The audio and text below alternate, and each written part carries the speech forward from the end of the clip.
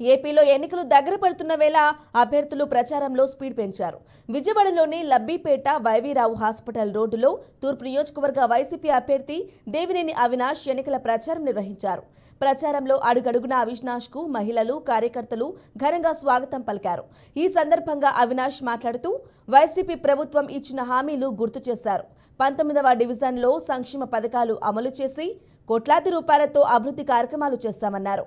దోబిఖానాలో షెడ్లు వేశామని, మైనార్టీల చిరకాల కోరిక అయిన షాదీఖానాకు 2 కోట్ల రూపాయలు సదలం మంజూరు చేసిన ఘటన వైసీపీ ప్రభుత్వానికి దక్కుతోందన్నారు.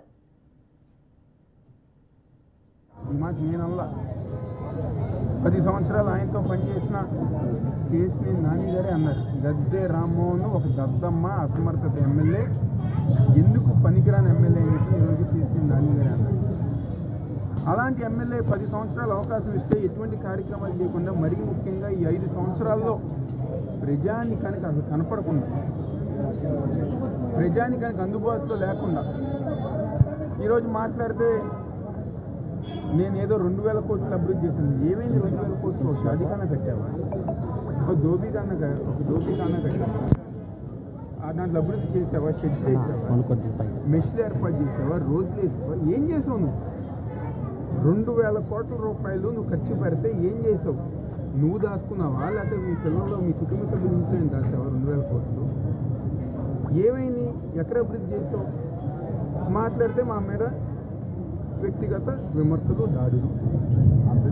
లేకపోతే ఈరోజు కొత్తగా మీ ప్రెస్లో ఈరోజు మాట్లాడుతున్నారు, ఇది మేము సెక్యూరిటీతో ఉంటాము.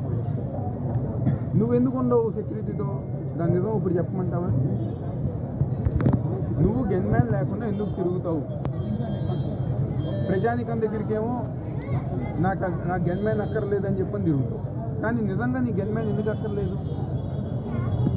రోజు 3:30 తర్వాత నువ్వు ఆడే ప్యాకాట్లు, రోజు రాత్రిపూట నువ్వు ఆడే బెట్టింగ్లు, నీ కాల్ మనీ వ్యవహారాలు, నీ సెక్స్ ర్యాకెట్ వ్యవహారాలు గన్మ్యాన్ల ద్వారా బయటికి ప్రపంచానికి తెలుస్తాయని చెప్పి నువ్వు గన్మ్యాన్ వాడవు. ఇది మాట వాస్తవం కాదా?